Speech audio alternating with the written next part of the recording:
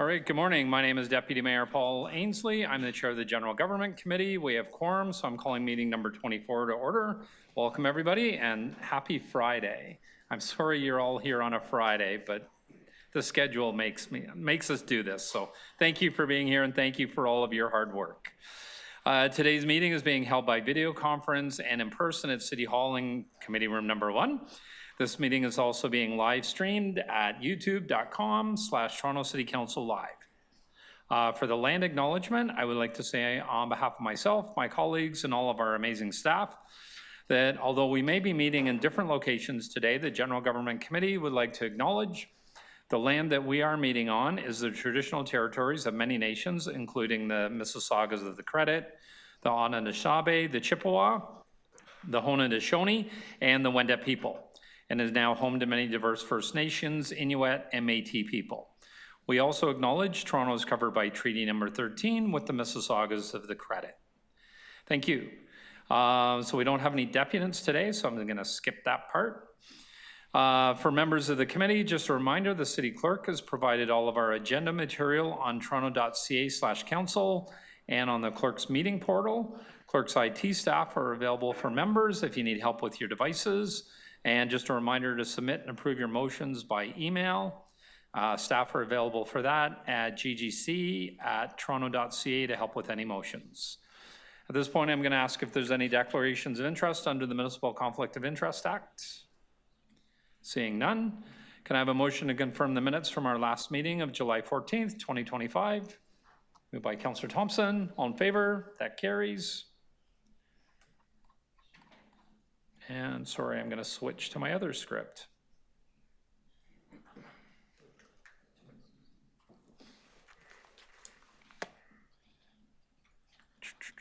All right, so for going through the agenda, first item is GG 24.1, 2024 write-off of uncollectible property taxes and accounts receivable.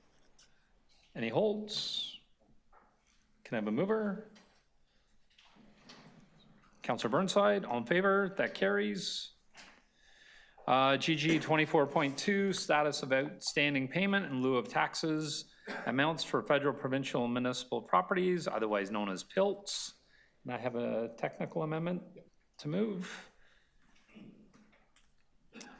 So I just have a technical amendment. City Council requests the Chief Financial Officer to work with the Association of Municipalities of Ontario to advocate for legislated amendments to federal and provincial payments in lieu of tax frameworks to ensure transparency, consistency, and enforceability of payments. Part B, policy reforms that align payment in lieu of tax calculations with municipal assessment practices and tax rates. All in favor of the amendment? That carries. Item is amended. All in favor? That carries. Number 3, GG 24.3, Administrative Penalty Tribunals Chair's Report for 2024. Councillor Holyday. May I hold this for questions? I think my questions are general in nature, and I think they really go to court services and not the chair of the tribunal. Councillor Holyday is holding number 3. GG 24.4, amendment to blanket contract 470-23252 with the Toronto Star for the placement of legal and statutory notices for strategic public and employee communications. Councillor Holyday. May I also request a hold on that item? My questions are for the clerk. Okay. And I'll also advise, I will do my best to ensure that we don't have to go through the steps of going in camera, but that's a possibility. And I hope not. Okay. Next to GG 24.5, amendment to blanket contract number 4702-5181 with the Zamboni Company Limited for an additional 53 electric ice rink resurfacers. Moved by Councillor Thompson. All in favor? That carries. GG 24.6, amendment to purchase order number 605-3569 with Xylem Canada LP for equipment and services for the integrated pumping station at Ashbridges Bay Treatment Plant. Moved by Councillor Burnside. All in favor? That carries. Number 7, GG 24.7, award of document 509-279-7820 to 671860 Ontario Incorporated, operating as Somerville Construction for the David Crombie Park improvements and the Esplanade Mill Street Connection Project for Parks and Recreation and Transportation Services. Moved by Councillor Chang. All in favor? That carries. GG 20.8, award of request for tender document 51222222325 to Black & McDonald Limited for the installation of a standby generator for critical roads at the RC Harris Water Treatment Plant and POA to 6055119 with Arcadis Professional Services Canada Incorporated for contract administration and post-construction services. Moved by Councillor Holiday. All in favor? That carries. GG 24.9, review and renewal of technology maintenance contracts for sustainment of city services from 2026 to 2030. Okay. Councillor Thompson is holding for a question. Sorry, presentation or? Question? Okay. No problem. GG 24.10, amendment to purchase order number 6053584 to Crestline Coach Limited for the provision of a Ministry of Health certified multi-patient ambulance for Toronto Paramedic Services. Moved by Councillor Thompson. All in favor? That carries. GG 24.11, non-competitive contract with the Ontario Medical Supply Incorporated for the supply and delivery of pharmaceuticals for the Toronto Paramedic Services. Moved by Councillor Thompson. All in favor? That carries. GG 24.12, non-competitive contract with Vermeer Canada Incorporated for the provision of proprietary original equipment, manufacturer parts, and services for parks and recreation. Moved by Councillor Chang. All in favor? That carries. GG 24.13, nominal sublicense agreement with Foodshare Toronto for use of a portion of the East Flemingdon Park Hydro Corridor as a community garden. This is Ward 16, Don Valley East. Councillor Burnside, this is your ward? Yeah, I'd like to move indefinite deferral. Okay, Councillor Burnside is moving indefinite deferral or deferral indefinitely. All in favor? Recorded vote, please. One recorded vote. Okay. All in favor? Councillor Burnside, Councillor Thompson, Councillor Ainsley, Councillor Holiday, Councillor Chang, that's unanimous, and that carries. GG 24.14, 115 Broadway Avenue, below market sublease agreement with the Macaulay Center for child care services. I need more coffee. Does anybody want to hold that? Seeing none, moved by Councillor Burnside. All in favor? That carries. GG 24.15, 4913 Bathurst Street, designation of a portion of the property to be used by the Toronto Public Library as a municipal capital facility in Ward 18, Willowdale. Councillor Chang, I believe this is your ward. Moving the recommendation? Yes, I'll move staff rec. Thank you. All in favor? That carries. GG 24.16, expropriation of property interest near the St. Clair West Station for the fire ventilation upgrade project, which is at stage 2. Moved by Councillor Holiday. All in favor? That carries.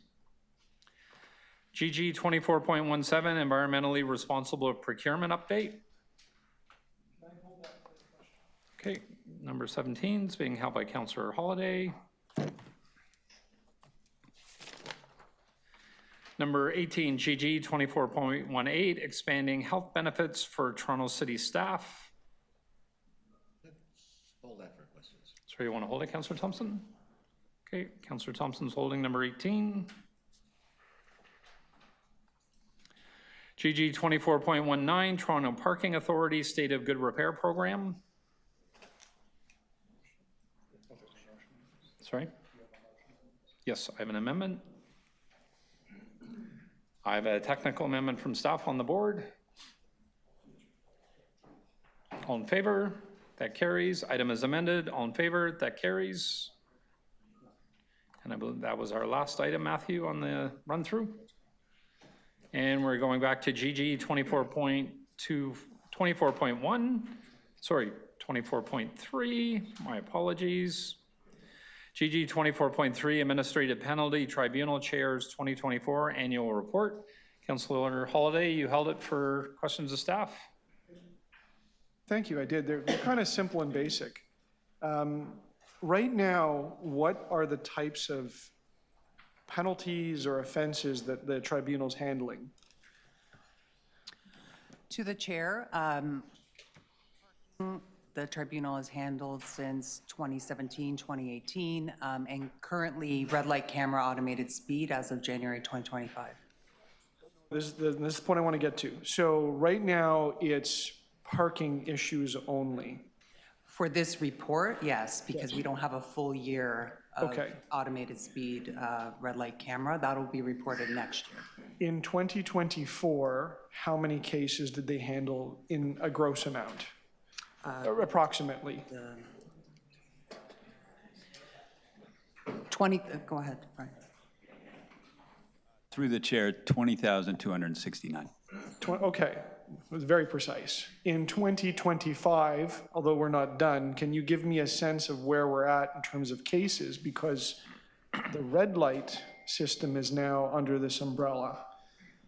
Even a general sense, is it double, half? I don't have the specific numbers at this point. It is increasing, and we have increased our budget to reflect that, but we don't have the exact numbers. This is a very subjective question, do a lot of people appeal red light tickets? I don't have the specific appeal numbers. I'm sorry. Can you give the committee a general idea of where this heads next year? Because it's, I think the date right now is January 26th that ASE would come into effect, and that's if there's no other changes at a provincial level, but all things being equal today, that's the plan. Where are we headed with this? To the chair, red light camera and automated speed moved into this new system this January 2025. Okay, so it's already there. It's already Sorry, there, yeah. Yes. And so what we will be doing, similarly to how we've been reporting on parking, is presenting, again, you'll see an APS activity report probably around March, right? Which talks a little bit about the state of the nation for 2025. And then we will be bringing forward another tribunal chairs report in 2026, which will include red light camera automated speed. So the report that you see now is just on parking, but next year it will include both items. Any sense, I asked about the red light tickets, you didn't have that, but do you have any sense about what the aggregate caseload is right now to date to the Sorry, tribunal? Councillor, you're straying away from the report before us. It's the on parking. It's on the administrative penalty tribunal. You're straying.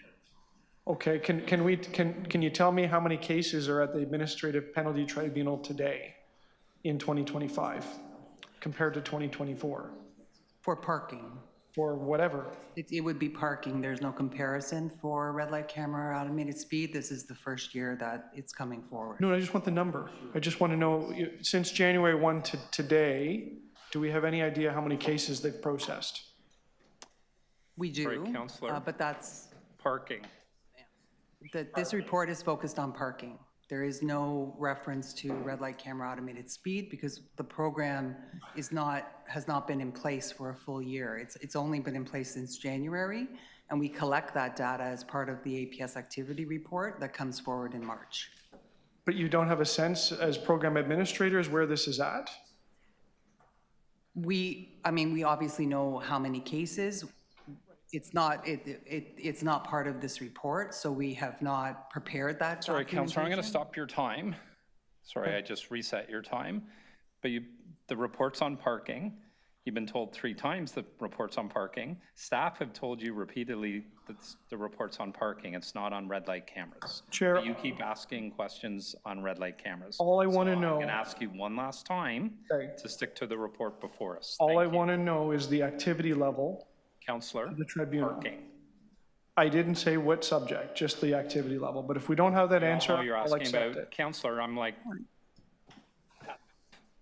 okay. My questions are done. Questions on this item? Counselor Thompson. Thank you, Mr. Chair. You're a little testy this morning, but I'll hopefully stay Parking. in line. Parking, yes. My question in general is around activity, parking involved, and just for staff. What I wanted to ask through you, Mr. Chair, maybe to the DCM and whatever staff may answer, the level of activities, parking and other activities with respect to the tribunal has increased dramatically. I'm wondering if we've had a corresponding increase with respect to the staff complement as well to aid with respect to the number of people complaining about parking tickets and having challenges with our staff. I hope that's a fair question, Mr. Chair. Yes. So I'll ask the Director of Court Services to address your question. I think it Thank you. relates to appeals. To the chair, yes. We have actually increased the number of staff working under the tribunal. 2 more additional staff were added as part of 2025 budget. We are monitoring the workload of the tribunal, and if there is a need in terms of additional staff, we will come forward with a request for that. Those are all my questions on this report, Mr. Chair. Thank you. Thank you, Counselor Thompson. Other questions on this item? Counselor Holliday, you held it. Did you want to speak? No? Okay. I'll move the recommendations to receive the report then. All in favor? That carries. Adopt the recommendations. Our next item is GG 24.4, amendment to blanket contract with the Toronto Star for the placement of legal and statutory notices for strategic public and employee communications. Counselor Holliday, you held the item. Questions of staff? Thank you. To the clerk, I know this came up earlier in the year. I asked some questions about planning notices that were published on the Star's website, I think under this agreement. And if I remember correctly, it was one of the EHON initiatives. What I discovered in that was that the ad was run on the website, it was run in print, but the users of the website had to be subscribers to the Star and logged in order to see it. Do I remember that correctly? And is that typically what happens? Like if we place an ad with the Star, you have to be a subscriber to view it? Jennifer Forks in the City Clerk's office over here. I can't speak to the Star's other practices, but that appears to be the case for the statutory public advertising we place for planning notices, yes. Is there a way to ensure that ads such as these are viewable by everyone that visits the Star website? Some of their stories are free. I'm assuming that you can have ads on for free. Is that possible? Unfortunately, Councillor, I cannot speak to the Toronto Star's advertising practices or their paywall. However, we're required by legislation to place planning notices either by regular postal mail or in the newspaper, and the newspaper being defined as a printed document. The fact that it appears online is almost a bonus over top of what is required by the Act. Okay. Can you tell me more generally, what do we have before us? Is this a contract extension, a new contract, and how long is this for?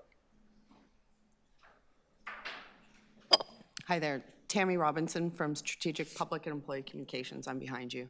This is a contract amendment. We have another contract that we are putting into market, an RFQ for a vendor, and it would take effect December 1, 2025. So we would have we would have continuous service. Okay. This just takes us to November 30th, 2025. Okay, so Mr. Chair, maybe we should stand this one down. I would like to move an amendment that asks the clerk's staff to explore that very piece, that if digital newspapers are taking our advertising and they put it on their website, that they ensure that it is viewable by everyone as opposed to somebody behind their paywall. I don't think that's a big ask. I'd just like it explored as part of the procurement. Okay. Did you want to move an amendment? I do, but to be fair, I'm just sort of reading it out, but all right. Stand it down and come back to it. That's all. I didn't have any other questions. Why don't we see if any of our colleagues have any other questions? And then if amendment's not ready, then we can stand it down. Is that good? Any other questions on this? Councillor Cheng? Thank you, through the chair. I'm just wondering right now, I believe there's a postal strike, which means that we cannot send out neighborhood mail. Is this affecting development notices? Councillor, this is Johnny Good for Forks in the City Clerk's office. Currently, we give our notices by newspaper or 120-meter radius addressed mail. The service that has been suspended is not affect our planning notices. And do we buy social media ads to try and get more engagement? Because even though we mail to people's houses, people still somehow miss those notices. So in an effort to make sure that people are engaged in the development of our city, do we ever go above and beyond the provincial requirements? Unfortunately, Councillor, I cannot speak to the practices from City Planning or Development Review on how they provide information above and beyond what's required for statutory public meetings. Okay, thank you. Those are all my questions. Okay, thank you, Councillor Cheng. Any other questions on this item? Seeing none. Matthew, do you want me to hold it down? I think so, yes. Hold it down? Okay, we're going to hold this down until Councillor Holliday's motion is ready. Our next item is number 9. Review and renewal of technology maintenance contracts for sustainment of city services from 2026 to 2030, held by Councillor Thompson. Councillor Thompson, questions of staff? Yes, Mr. Chair, I wanted just to have staff maybe just do a general overview as to the strategy here that they are looking at putting in place as part of this review in terms of the benefits of the number of maintenance contracts and so on that we're dealing with, and what are the benefits associated with this particular review. How do we see real value with respect to this review? To the chair. So this maintenance report essentially consolidates quite a number of systems that we have across the city. In 2020, we had 189 contracts that were brought together, consolidated in the report. Now we have 219. The reason for doing that is it does give us purview over the systems that have been deployed across the city. This includes hardware as well as software. Gives us an opportunity in TSD to really take a look at from a broader lens is what kind of technologies do we have across the city? What's the maintenance required around it? Are there opportunities to consolidate or rationalize some of the agreements that we have in place? Through this review, we were able to identify where we might have duplication or we might have more licensing that we might be buying or considering buying that was not required, and we were able to come up with quite a significant amount of savings just by doing that review. We do have a program put in place in my team that takes a look at the priority contracts. So these are some of the larger contracts, and develop a strategy around how we negotiate those. Especially important because we are moving from on-prem, all-you-can-eat licenses to cloud and end-user-based licenses.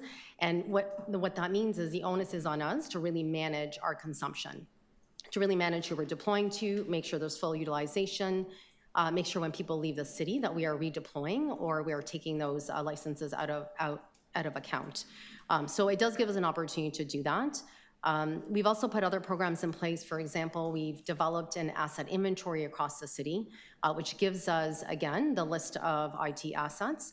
So again, we can have purview over those assets and try to, again, develop strategy around what gets consolidated, modernized, or rationalized out of the city because of aged technology. And then the last thing I'll add is we are collaborating with procurement and legal, especially around our strategic contracts, to really, again, develop how we're going to go to market, what the market actually looks like, what T's and C's we need to have in place that makes sense given where the market's going, as well as what's important to the city, so that we are collaborating on some of the larger ones, because we are seeing a really big trend and a really big change in the IT industry and how how they're really deploying software. Right, so this report is not focusing on the large contracts, it's focusing specifically on the maintenance contracts that are in place. There are some, so this report is focusing on maintenance. There's no new spend, as in there's no new deployments Right. considered in this. Right. There are some large maintenance contracts that have been included in here, but we also do bring a separate report forward for full visibility. So, for example, SAP is considered in here. Okay. But we do bring forward a separate report, so there's full visibility to it. Fair enough, I'm almost running out of time. Two things, questions. So with respect to different departments in terms of their decision to acquire software, hardware, what have you, perhaps you can help me to understand your role with respect to that and that sort of interrelations with respect to those departments. And then secondly, can you help us to understand overall in terms of the overall benefits to our organization in terms of the asset benefits, in terms of the loss of resources that we would spend, save and except for this review, which is very comprehensive and helping us to look at ensuring that we're not wasting money. So maybe if you can just speak to those two aspects for me, please. Thank you. Sounds good, yeah. So this report does consider, we do have 30 divisions that have been represented in this report. So we do have purview and oversight to where there is IT spend. There are governance structures set in place, so I do see all the contracts. We have an architecture review board. Even if there is a division that is purchasing IT assets, it does go through a centralized process so that we have oversight. And again, that's where I kind of spoke about having an inventory and having kind of a centralized oversight to that. In terms of our utilization and making sure there isn't waste, so we have quite a number of programs actually instigated through some of the audit reports. So really looking at how many people do we have using assets, because again, we are licensing per person, so we're being careful around who truly needs access and making sure that we fully understand what's required to do a role. So there's quite a few that we're reviewing right now. We are looking at just how we negotiate, so having the larger view that we have in terms of a relationship we have with one of our partners, the more we can actually have that negotiation as well. So, you know, if we're buying more, we can actually reduce and negotiate some of our fees with our partners. So having overview of it really does help us there, and that's where we've got that strategic relationship now set up with procurement and legal, and my team is to make sure that we do have that oversight. We have been able to, over the last couple of years, drive quite a number of savings. So 2024, we had around roughly $6.5 million of savings just within my budget of driving savings. We're trending to the same for 2025 and around 5.5 for 2026. Thank you very much. Thank you, Mr. Chair. Thank you, Councillor Thompson. Other questions, staff on this item? Seeing none. Speakers on this item, Councillor Thompson? Sure, just briefly, Mr. Chair, and I want to thank the staff for this report and as well as the presentation as well. Thank you very much. You know, in my former early life here as a politician, this area was a real focus of attention for me because I felt that there was a lot of waste and there's a lot of, areas where we could consolidate where it didn't appear that we were. And with respect to maintenance, I thought that there were a lot of things that we were lacking and we were spending a lot of money. We bought lots of equipment, lots of software that people didn't use and just sort of sat around and it wasn't fully optimized and utilized and so on. And so that has been a concern for me for a very long period of time. I have actually not spent a lot of time reviewing our technology spent and our contract and so on. And this report has caused me to re-energize that focus, and that interest for me has been, I guess, reignite, if you will. And I'm really happy to say I'm very happy with respect to the direction and the focus in terms of the work that you and your team have actually done, because software, hardware for any organization, particularly an organization like the City of Toronto, there's an immense amount of dollars that are actually spent. The question is, do we have that sort of menu of list of things that we buy and then we use or we don't use and so on? Do we take enough stock to ensure that what we're spending is being done in the most efficient way and gives us sort of the magnitude of the effects that we actually need? And so oftentimes, I've often felt that we were lacking that within the context of this organization. So I was really surprised when I read the report and we had the presentation, we had the conversation and so on, recognizing that not only as part of this review that you recognize that there was a saving, you were able to realize that. I think it's really important, and I think that one of the concerns I may have, though, is that the interrelationship between our 30-plus departments who are ordering things and they know better because this is the space that they work in, and where you are IT software and so on, they may say, well, what do you really know about the work that we do? I'm really buoyed by the fact that the collaboration that you have enunciated, expressing that departments are willing to work with you, because if we don't work together, then we're working in different silos that we've been trying to, get away from for such a long period of time.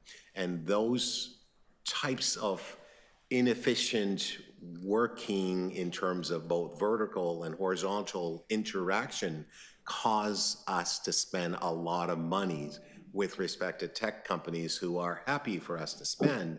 But if we don't use the equipment that we obviously pay for, what good is it to us? It's actually of no good, not only in terms of the lack of utilization of the equipment, but the waste in terms of the money that we waste on buying technology that we don't use.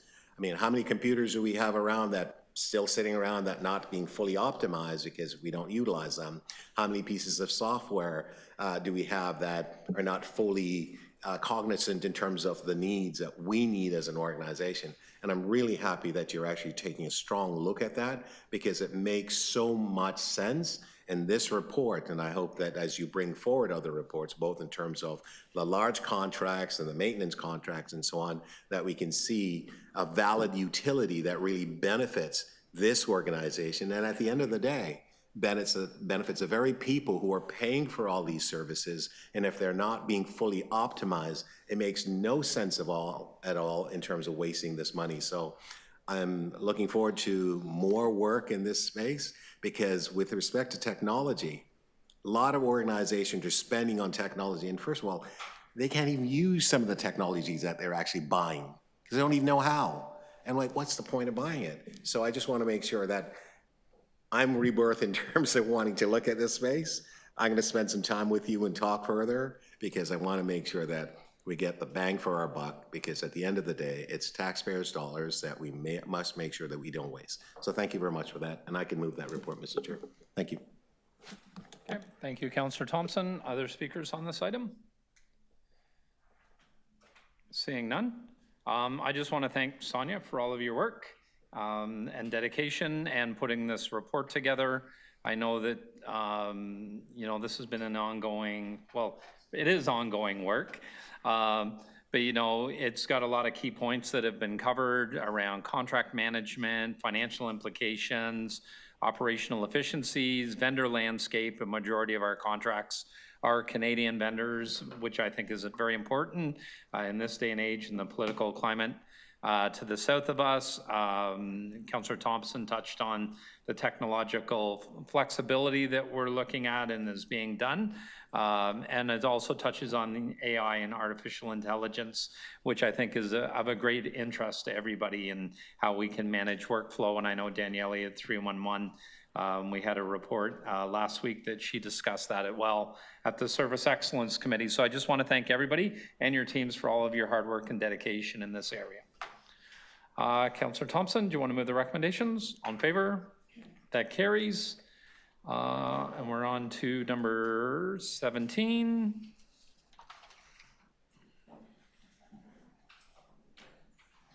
GG 24.17, environmentally responsive procurement update, held by Councillor Holyday. Questions of staff? Thank you, Chair. On page 6 of 7 and 7 of 7, there's a really interesting list, and it talks about life cycle procurement factors. I won't read them, but it covers all kinds of stuff, like the procurement's consideration of pollution, climate resilience, service life, GHG emissions, efficiency. I thought that was really interesting, because that's beyond just the environment, but just talks about good use of money. reducing waste, and so on. I guess my question is, do we not do this today? Do we not think through all of these pieces when the city prepares a business case to do some kind of procurement? Through the chair. Naturally, we do. It's just on a different baseline. So we're looking at the usability of the equipment or the services, but we're not diving into the makeup of the actual product. So it's on two different levels that we're looking at them. But yes, we are considering for a best value practice of, again, life cycle cost, total cost of ownership, environmentally sustainable practices to a certain degree, but not enough, I would say. I was at the grocery store the other day, and I was looking at apples. And there was a pile of really nice-looking apples from Ontario, and there was, right next to it was a pile of really nice-looking apples from New Zealand. And they were similarly priced.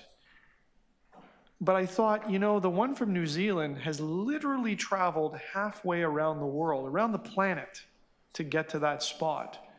So the energy and effort that was put into that apple is not equal to the Ontario one, I think.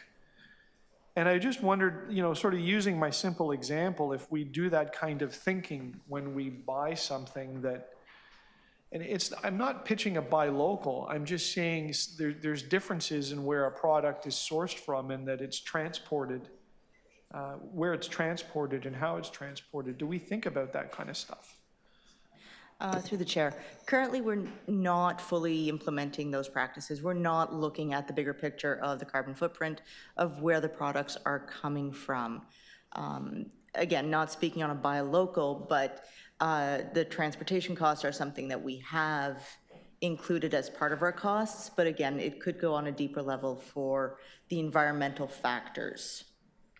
Have you got some ideas about where you would look on those things? I guess you could look at apples. I gave you the example, but yeah, I don't know where that fixed in the big spectrum of things that we buy, but certainly say something like, I don't know, window glass that, you know, could be manufactured overseas in Asia, or it could be manufactured somewhere in North America, would have very different carbon from its transportation costs.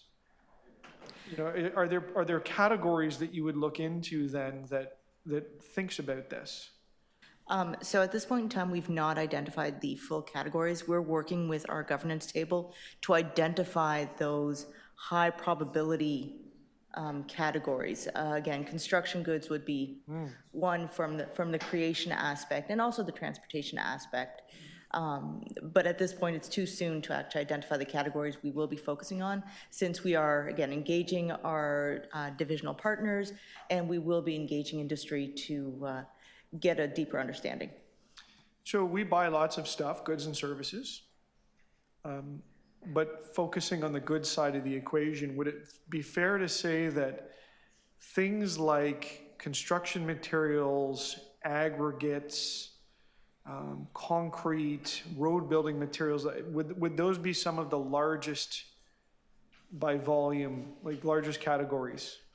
That would be correct. Those would be the largest categories. Big fish? Yes. Okay. And I think there was something that stood out to me in the report. I don't remember the exact stat, something about 30% related to concrete.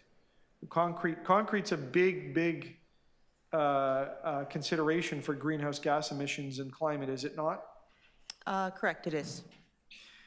Do we know when the city develops specifications? So for instance, sidewalks, I swear they become larger and larger every, you know, they talk about shrinkflation in the store, Mr. Chair.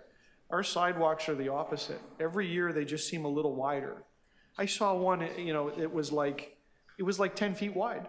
It's huge. I mean, I'm sure there's a reason for it, but We do things bigger in Scarborough. I see that.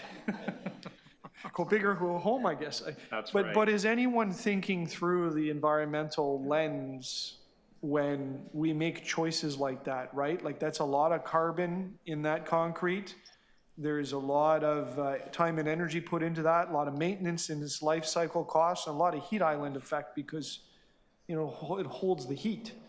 Is anyone looking at that? Last question. Or will this help that? Okay. So there is the Toronto Green Standard that is in play, and it will be coming and developing on a go forward. I believe that is Toronto Planning that's responsible for that. I will look to my partner in CREM who knows more about this alpha. To you, Mr. Chair. There is Toronto Green Standards, and I know that planning and the Executive Director of City Plan is not here, but they are working on future iterations to consider embodied carbon as part of changes in future iterations of the Toronto Green Standard. I don't have that information, probably a better question for the Chief Planner. Yeah. No. Thank you, Mr. Chair. I think I've exhausted all of my time. Though I could ask one more. I have used all my time, Mr. Chair. All right, thank you. Thank you. Other questions on this item? Nope. May I speak? I just have a couple of questions. Oh, Yep, so I just have a couple of questions. I just wanted to ask around policy and governance. So is the city eventually going to consolidate, so environmentally responsible, social, and Indigenous procurement? Is that going to be in a unified sustainable procurement framework, or are they going to remain separate?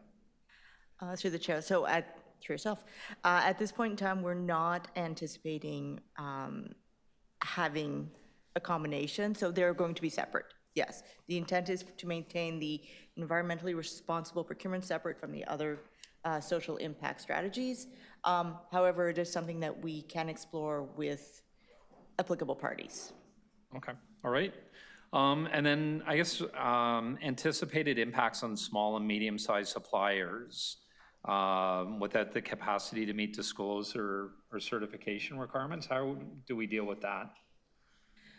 So at this point, I'm going to say we're still early days, but before implementing the policy, we will be engaging with our suppliers to make sure that the criteria we're implementing will have a minimal impact on them to the cost, the impact of the quality, and without also creating barriers. So again, this is still very early days. We've already started connecting with supplier industries as well as our broader construction association group, just to get a better understanding.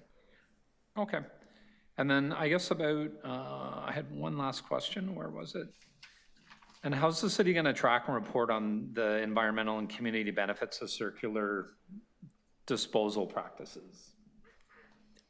At this point, I'm going to say that is a very good question. We have not defined what those tracking measures will be or the tools.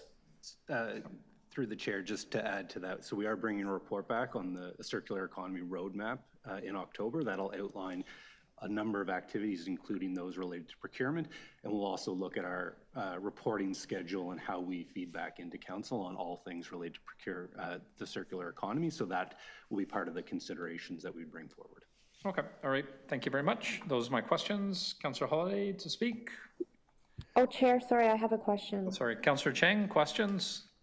Thank you. Through the chair, I'm just wondering about this procurement process. Will there be opportunities to do cost comparisons of different levels of, let's say, climate-friendly technologies versus less climate-friendly? Because I just think sometimes there's a cost creep that happens when we are adopting, especially for early adopters, and we're taking on new things that have not yet, I guess, reached the mainstream. And we've seen with our electric ferry this continual cost creep that has happened.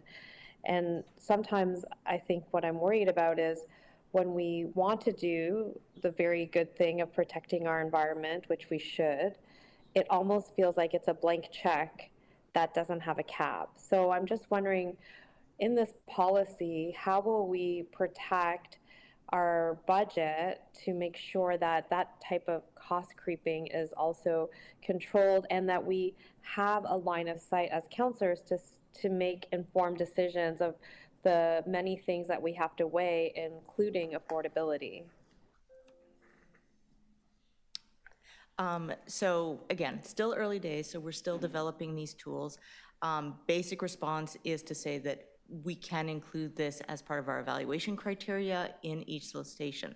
But right now, it is about the data collection that we're doing to try to get a better understanding and get our head wrapped around what do we need to evaluate, what can we evaluate, and the tools that we can create and use with our divisions to give that insight into the products, into the services, and to be able to give councillors like yourself a better picture of what we're coming up with.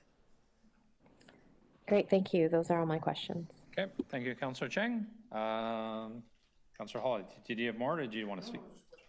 Sorry? Speak, go ahead. You have the floor. Thanks, Chair. So I thank staff for this report, and I want to make sure that we pay attention to it because it sets the stage for something that Councillor Cheng alluded to that's very important, and that is, considering the life cycle cost of a decision that we make and all of the factors and ingredients that go into it. And Councillor Cheng raised the electric ferries. There's a part of that that, sounds exciting because it's electrical and so on, but you have to look at all of the 360-degree view of the procurement to really understand it. You just think about your house. Do you do things that waste energy? No, and you do that, and a lot of that's driven about cost savings, right? I was always told as a kid to shut the light off. And it wasn't worrying about the electricity and how it was generated, it was just wasting money. Or shut the water off because it's going down the drain. Buy foods at the store instead of running to a restaurant all the time and taking takeout. Yeah, it's a health consideration, but it's also a cost consideration. And that's just simple examples. But another one that came up to council recently was council approved the procurement of air conditioners so that they could give them away as a lottery to needy people. You think about those take energy. I don't know how efficient they are. There's different models with different efficiencies. Standalone air conditioners are less efficient than the ones that go into the windows typically.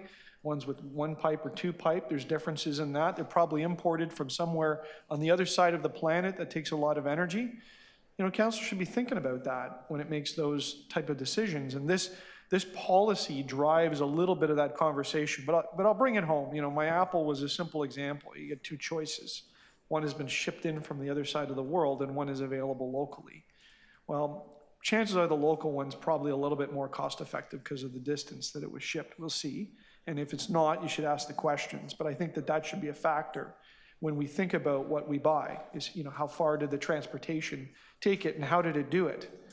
But I'll bring it even simpler. That was one piece that I think this will bring out. The other thing that has concerned me for some time is our use of concrete and major materials. So how wide do we pave our roads? It matters. How wide do we lay the concrete in our sidewalks?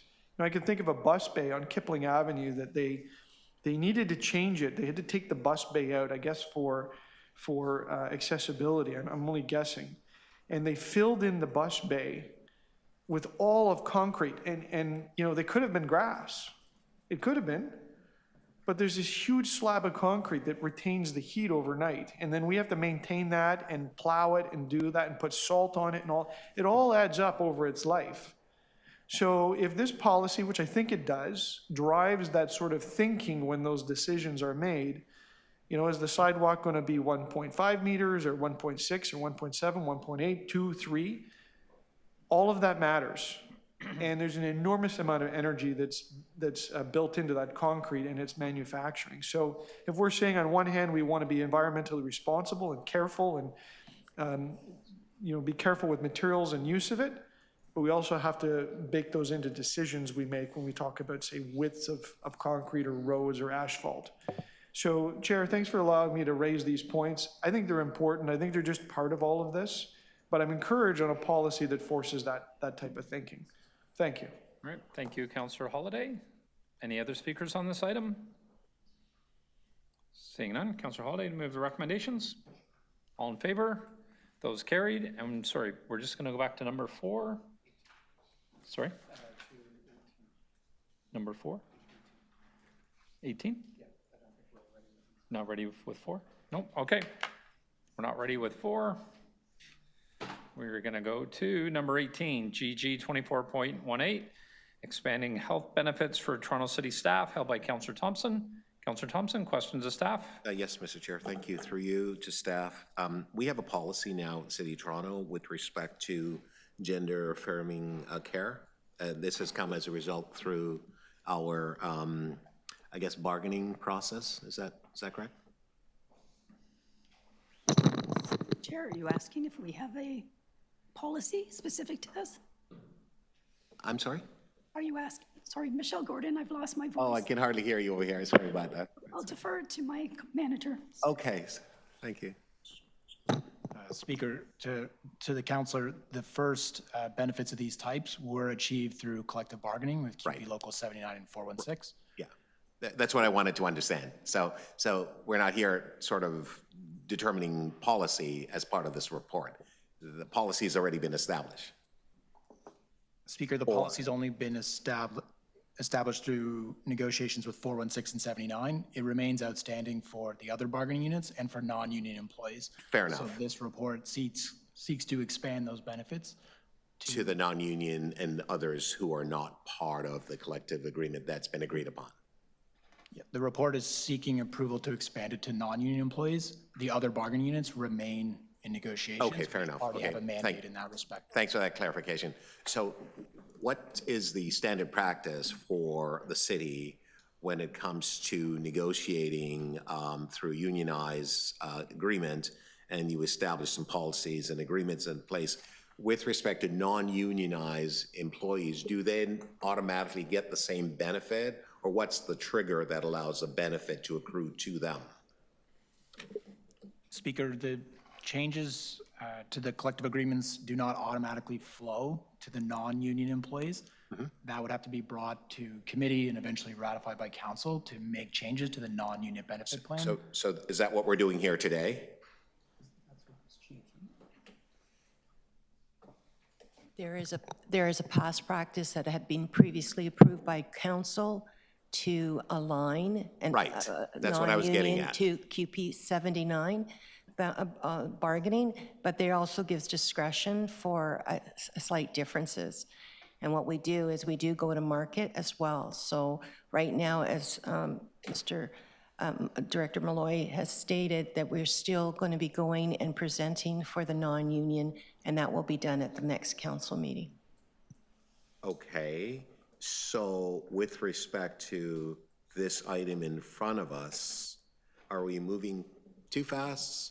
Are we not moving fast enough? Are we moving just appropriately in order to cover the non-union folks that we want to cover as part of this plan?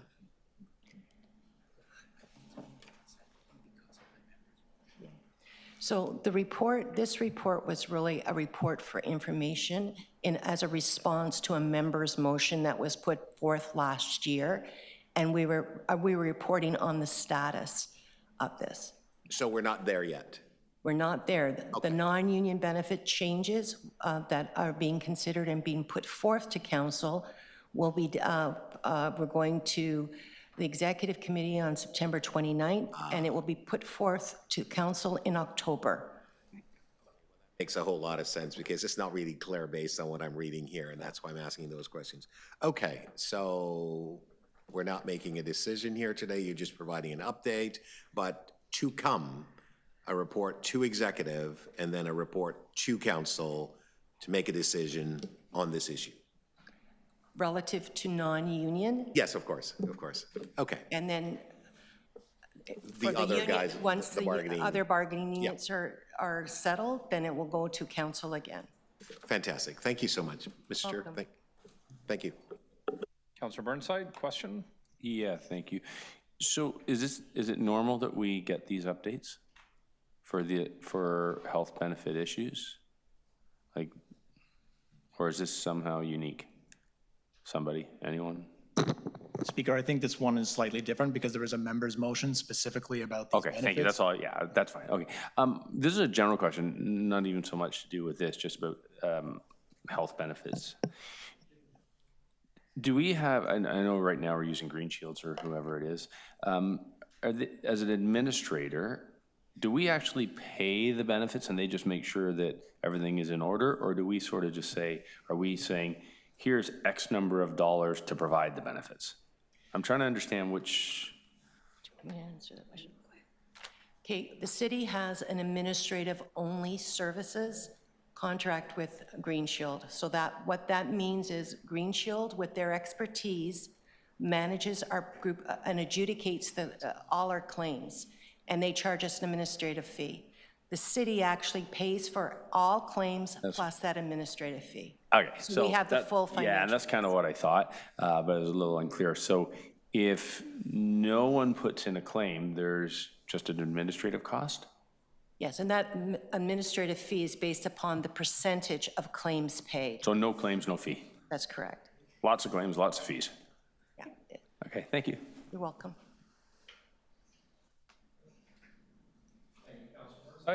Councillor Holiday, questions? I want to understand a little bit more beyond just what's contained in the report. Could you explain to me the basics of the benefit? What does it offer? Not necessarily like, there's a whole litany of services, but what's the dollar amount per person? Through the chair, are you asking a per person as opposed to a lifetime benefit? So Well, either of those, what's the number? the $10,000 lifetime benefit, Okay, Yep. so it's like braces. correct? You know, there's a cap on a lifetime, and is there an occurrence amount, a maximum amount per submission? The $10,000 lifetime, Well, it's, Make one submission for $10,000. right now, coverage for, there is a reasonable and customary rate per claim of $5,000, Right. but it's to a lifetime benefit of $10,000. To Okay. be eligible for this particular benefit, the individual has to have been medically diagnosed with gender dysphoria. Okay. So there's, what I'm getting at is there's parameters around this. It sounds like there's a designed program. Is that an offering from Green Shield, our supplier?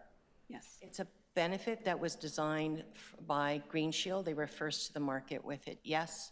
Okay. So I don't know how a lot of this works, but I guess insurance companies build benefit packages, and this is the package that they have.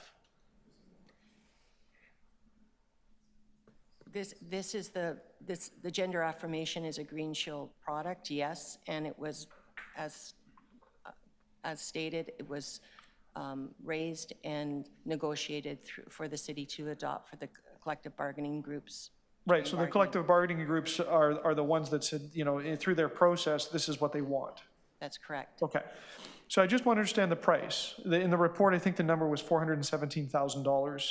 Is that for all employees, or is that for the very narrow class of employees, which are the non-union employees? Speaker, the price in the report covers all employee groups, so the union collective agreements, 2 of which have already been ratified by council. And Okay, then a small subset of that amount is for non-union employees, and Toronto Fire, which still has an outstanding collective agreement. okay, and then in the simplest sense, I think it's an actuarial, they're called, or some advisor has estimated out of the Toronto Public Service, there are so many people that will use this benefit, and then there's a lifetime maximum of $10,000, so somehow that math works out to $417,000 Speaker, per year. per year. Okay. And who comes up with that? Is that Green Shield, or is that staff? It's Green Shield's actuarial analysis of the uptake. Thank you. Thank you, Councillor Holiday. Thompson's over there. Thank you, Councillor Holiday. Other questions of staff on this item? Seeing none. Speakers, Councillor Thompson, you held this item? Yeah, I just wanted to move it, Mr. Chair, and thank the staff for helping me with respect to a better sense of understanding and clarity and so on. And this has been very helpful, so thank you very much. And I know that for a couple of my constituents who had concerns, I hope that it clarifies for them as well. So this is very helpful. Thank you. Thank you, Mr. Okay, Chair. thank you, Councillor Can move it. Thompson. Other speakers on this item? Seeing none, all in favor of the Councillor Thompson moving the recommendations. All in favor, that carries. And then we're back to our last item, number 4, which was held by Councillor Holiday, Who has an amendment? We're back to, sorry. GG 24.4, amendment to blanket contract with the Toronto Star for legal and statutory notices.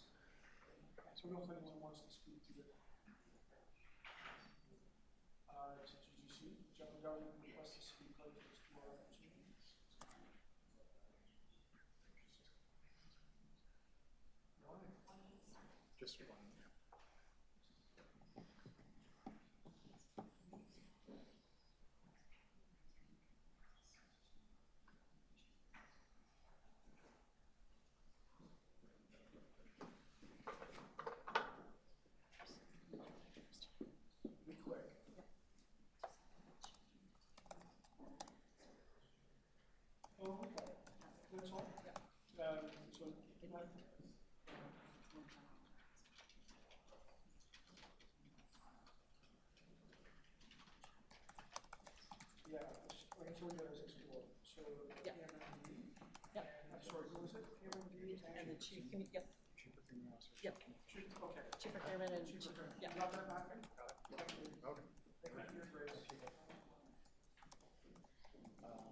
I can begin to speak. Yes. Sure. Screen. So the clerk needs a minute to finish the typing, but I'm happy to talk it through, Mr. Chair. And I'm happy to describe the motion. So I'm gonna suggest that the committee ask the Chief Procurement Officer and Chief Communications Officer to look at service arrangements in the future that have to do with the placement of legal and statutory notices to the public, employee communications. So it would allow that for digital notices to be publicly accessible without a subscription. So I'll dial back and I'll explain why I've raised this. At sort of the end of last year and the start of this year, and I mentioned EHON in my questions, but it wasn't, it was the Avenue study. Some residents came forward to me and said, hey, you know, like they ran this ad in the Star, it was a one-day ad. And they had some criticisms of the content of the ad, but you know, we won't talk about that today. But they said, you know, it went up once through the paper, and then if you go to the Toronto Star's website, you can't see it unless you're a subscriber. And you know, the general complaint is that the city doesn't do a great job telling the public about really, really important things like statutory changes. And so this is a bit of a larger conversation. You know, the clerk has told me, like, they got to continue with the contract. They need to make sure they've got a newspaper that can advertise these sort of notices. So I'm supportive of what's before us today, but I think we need to take a look at doing this better. And I'm not suggesting we go all digital and ignore all of the things that we have to do. But there's this little piece about having to be a subscriber in order to benefit from the digital notice that I'd like to try to overcome. So I'm asking that the city explore ways to do that. If they use this daily circular as their vendor of choice, you know, is there a way that they could include a public-facing ad? You know, that's one iteration of what this could be. I don't know what it's going to be, but this is a broad request that's related to the subject matter before us. I hope you'll support it. I think it's important, and I think at the heart of it is helping people maintain confidence in their government. Because if they're not feeling like they're knowing about things that are coming up and are important, that's an issue. And it's an issue for democracy. Thank you, Mr. Chair. Thank you, Councillor Holladay. Other questions, other speakers on this item? Seeing none. So we have Councillor Holladay's amendment before us. All in favor? That carries. Item is amended. All in favor? That carries. Matthew, I believe that's it for today. No bills? No bills. Motion to adjourn. Councillor Holladay, all in favor? That carries. Thank you very much, everybody, and have a great weekend. John, Councillor.